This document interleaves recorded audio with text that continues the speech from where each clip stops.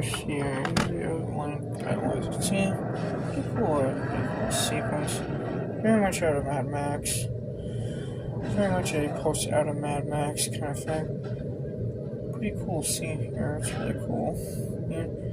So it's actually a pretty neat little sci-fi movie. So, yeah, it's the only. Yeah, this movie doesn't have. Now, the score for this movie is actually only Ellen Bernstein, the guy who did. Who was one of the most legendary film composers of all time. He famously was a composer of Ghostbusters and one of many other classics. So, yeah.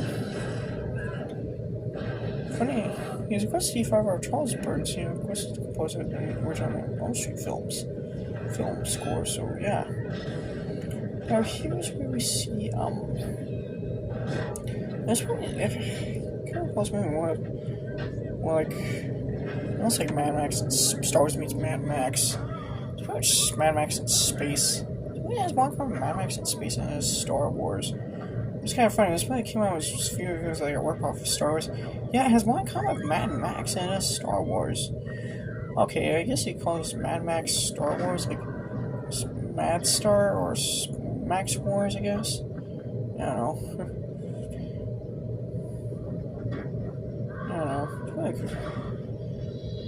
It's pretty, it came out in 19. Here's this scene where you see these guys on gliders. So pretty hang glider, gyro glider on gliders, which is pretty cool. Pretty cool shot. So pretty cool scene here. So, yep.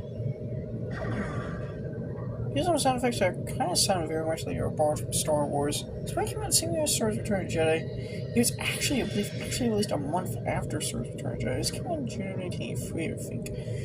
Whereas Star Wars Return of the Jedi came out in 1983. It was kind of coming out kind of in the post-Star Wars craze. Kind of right off. Now, Columbia Pictures had another sci-fi movie that was released directly against Star Wars Return of the Jedi. That'd be Quill. But that movie was a flop. This movie was also a flop, too. Yeah, it kind of made the studio kind of reluctant to when I can try to compete with the Star Wars market again. It kind of made the studio kind of reluctant about competing with the Star Wars marketplace in the 80s. And this movie didn't really. Now this movie when it came out, it was a box office bomb. In fact, after this movie was released, didn't star in her until 1985's Breakfast Club, which really launched her career. In fact, Molly Winnell, I believe, has kind of admitted that she actually, I think, doesn't really have very fond memories of this movie. Because it was like her first movie, but